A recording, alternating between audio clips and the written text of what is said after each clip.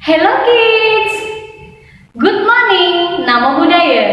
Jumpa kembali dengan Teacher Yohana di video pembelajaran tematik kelas 5. Masih semangat belajar? Harus semangat. Kali ini Teacher akan mengajar tema 5, subtema 3, dan pembelajaran yang keempat. Nah, sebelum Teacher menyampaikan materi yang akan Anda pelajari, terlebih dahulu Teacher akan menyampaikan tujuan pembelajaran yang harus Anda capai. Pertama, dengan mencermati teks bacaan, siswa mampu menyimpulkan teks bacaan dalam bentuk peta pikiran secara baik dan benar. Yang kedua, dengan memahami tentang perkembangan kehidupan masyarakat di Indonesia, siswa mampu mencari informasi yang lebih banyak lagi mengenai pengaruhnya di sektor ekonomi, komunikasi, dan transportasi secara tepat. Dan yang ketiga, dengan memahami kegiatan ekonomi masyarakat dalam lingkup Kepulauan Nusantara, siswa mampu menjelaskan nilai penting persatuan dan kesatuan masyarakat yang berbeda latar belakang ekonomi. Materi pertama yang akan Anda pelajari adalah menjawab pertanyaan dan menyimpulkan isi teks bacaan. Salah satu cara menemukan informasi penting dalam bacaan adalah dengan membaca teks bacaan secara keseluruhan dan menemukan pokok pikiran dari teks tersebut. Setelah mendapatkan informasi, kita dapat menyimpulkan bacaan tersebut. Nah, pada pembelajaran sebelumnya, Anda sudah mengetahui bagaimana caranya menyimpulkan teks bacaan. Sekarang, simaklah bacaan berikut ini.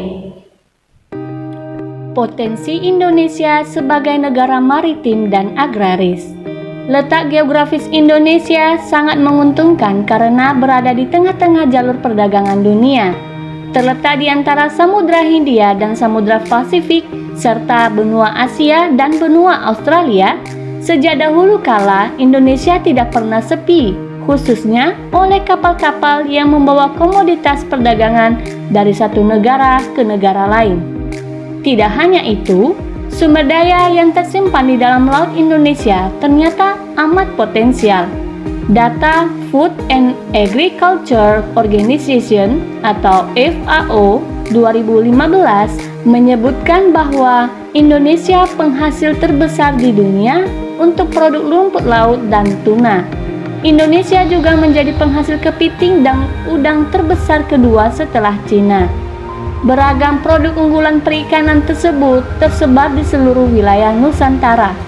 Sentra produksi udang berada di wilayah Sumatera dan Jawa Barat. Kepiting tersebar di Jawa, Sumatera, dan Kalimantan. Penghasil utama rumput laut berada di wilayah Sulawesi dan Nusa Tenggara. Sementara itu, kawasan penghasil tuna terfokus di Papua, Maluku, dan Sulawesi Utara. Dari angka ini, hanya sekitar 10% yang saat ini telah dieksplorasi dan dimanfaatkan. Selain itu, perairan Indonesia menyimpan 70% potensi minyak karena terdapat kurang lebih 40 cekungan minyak yang berada di perairan Indonesia. Selain dikenal sebagai negara maritim, Indonesia juga merupakan sebuah negara agraris. Indonesia sejak dahulu sudah terkenal sebagai penghasil rempah-rempah dan memiliki tanah yang subur. Kelapa sawit, beras, jagung, cengkeh, tembakau, teh, karet, kopi, dan tebu merupakan beberapa contoh dari sekian banyak hasil pertanian atau perkebunan Indonesia. Peminat produk-produk hasil pertanian Indonesia ternyata banyak di luar negeri. Banyak produk pertanian yang rutin diekspor dengan nominal yang cukup besar. Biji coklat, tembakau, aneka rempah-rempah seperti lada hitam, lada putih, kayu manis, biji pala, dan vanili merupakan beberapa contoh hasil pertanian yang terus diekspor. Potensi maritim dan agraris di Indonesia semuanya berguna bagi kemakmuran dan kesejahteraan segenap bangsa Indonesia. Sebagai negara kepulauan, sistem komunikasi dan transportasi menjadi faktor penting dalam kehidupan berbangsa dan meningkatkan perekonomian. Saat ini, jaringan komunikasi telah dibangun sedemikian rupa sehingga dapat menjangkau wilayah-wilayah terpencil di Indonesia. Jaringan komunikasi ini akan memudahkan berbagai transaksi ekonomi, menyangkut permintaan dan penyediaan barang ekonomis antar daerah dan antar pulau. Jaringan komunikasi juga membantu terbentuknya kesatuan bangsa karena memudahkan hubungan antar suku yang berada di tempat yang terpisah. Sistem komunikasi dan sistem transportasi merupakan salah satu mata rantai yang tak terpisahkan dalam kegiatan ekonomi. Pemenuhan kebutuhan barang didistribusikan melalui jaringan transportasi.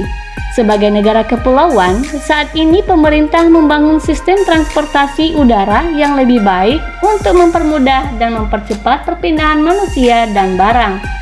Pemerintah juga membangun sistem transportasi darat yang makin baik dengan menyediakan berbagai pilihan moda angkutan seperti kereta api. Transportasi laut pun menjadi salah satu sistem transportasi yang memudahkan distribusi barang dan perpindahan penduduk antar pulau.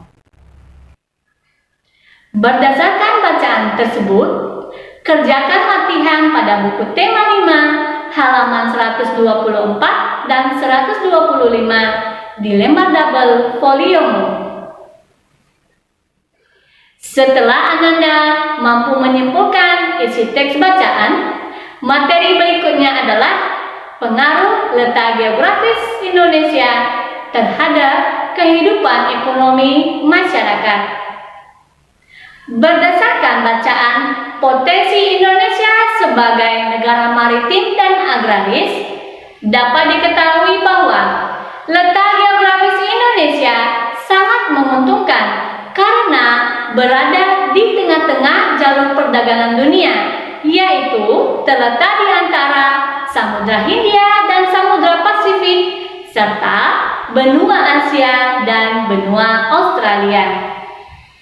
Letak geografis ini membuat Indonesia disebut sebagai negara maritim atau kepulauan dan negara agraris.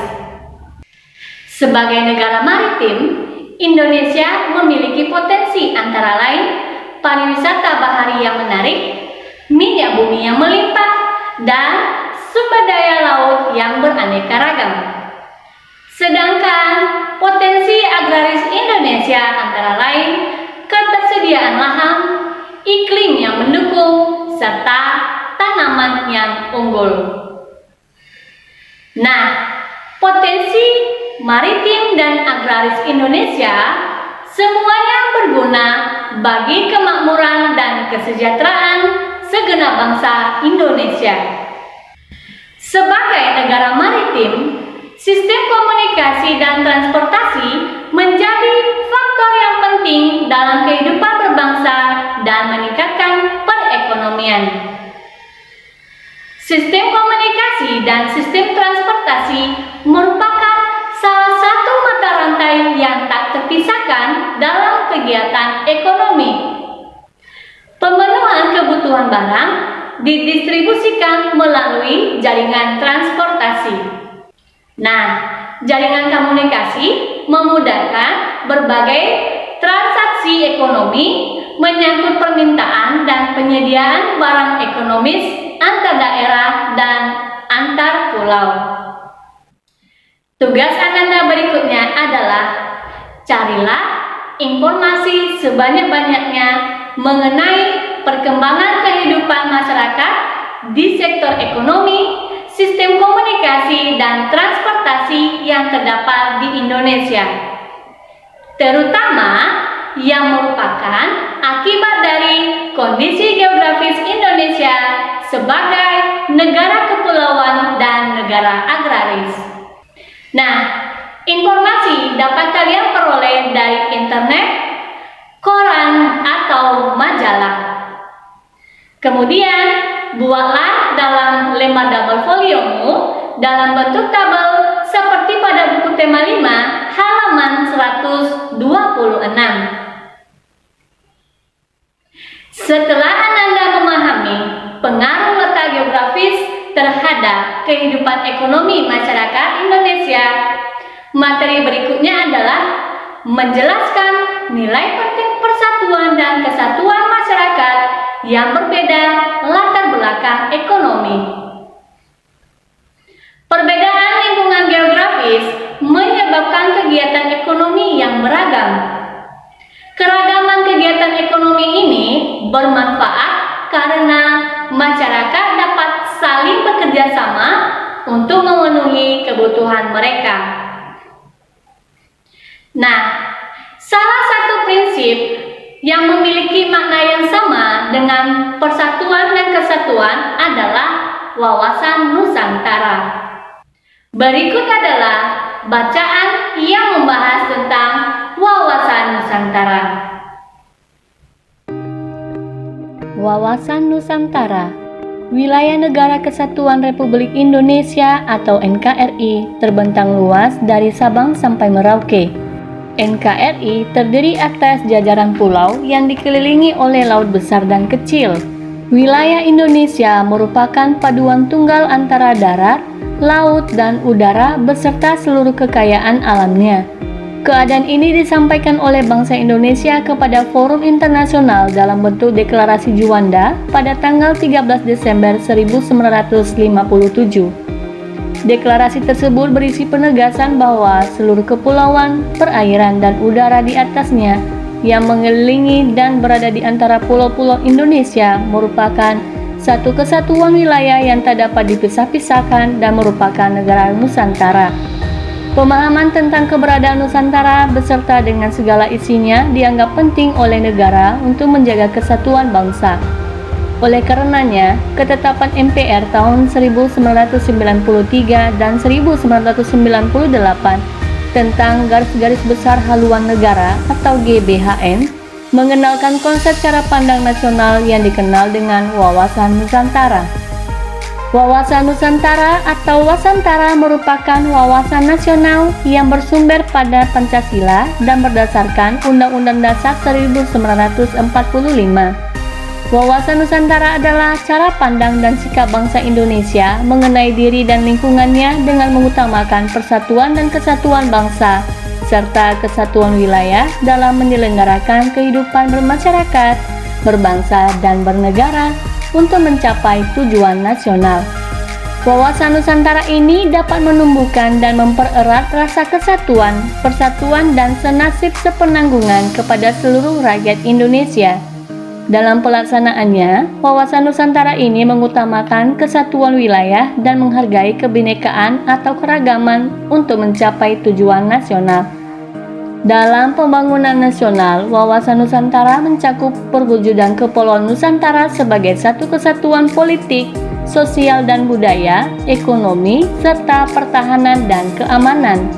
Dalam kesatuan ekonomi, wawasan Nusantara mencakup hal-hal berikut. Pertama, semua kekayaan yang terdapat di wilayah Nusantara merupakan modal dan milik bersama bangsa. Kebutuhan untuk keperluan hidup sehari-hari harus tersedia merata di seluruh wilayah tanah air.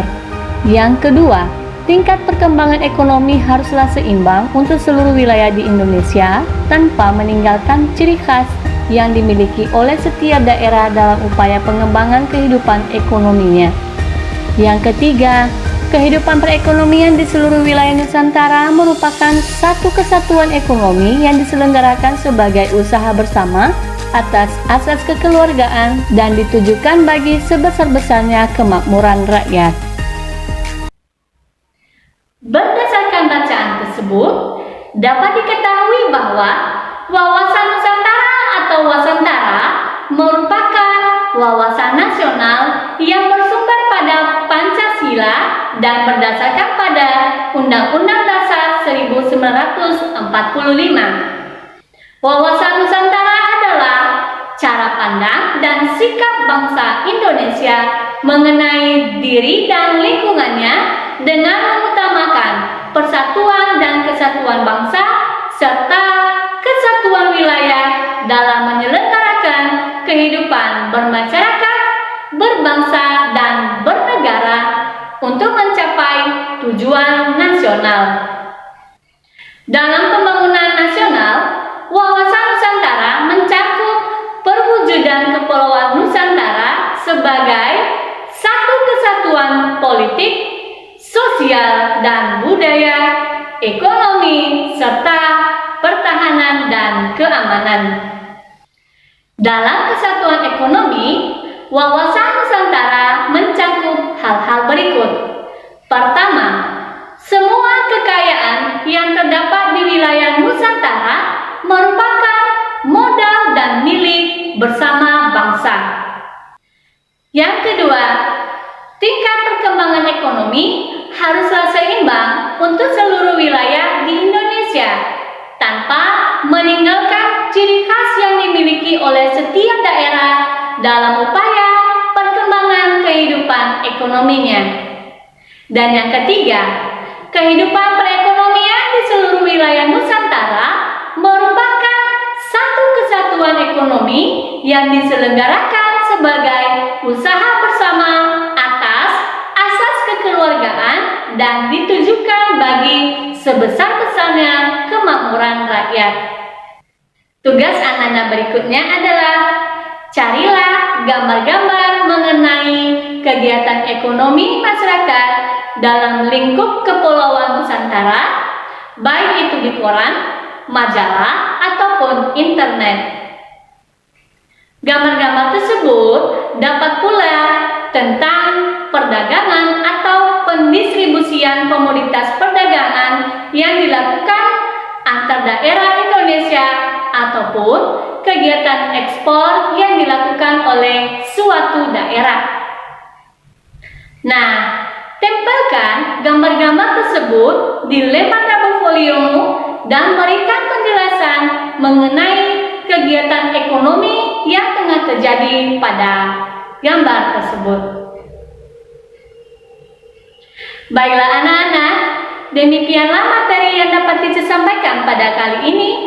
Teacher berharap anak-anak semua mampu memahami materi yang telah Teacher jelaskan dan bermanfaat bagi kalian.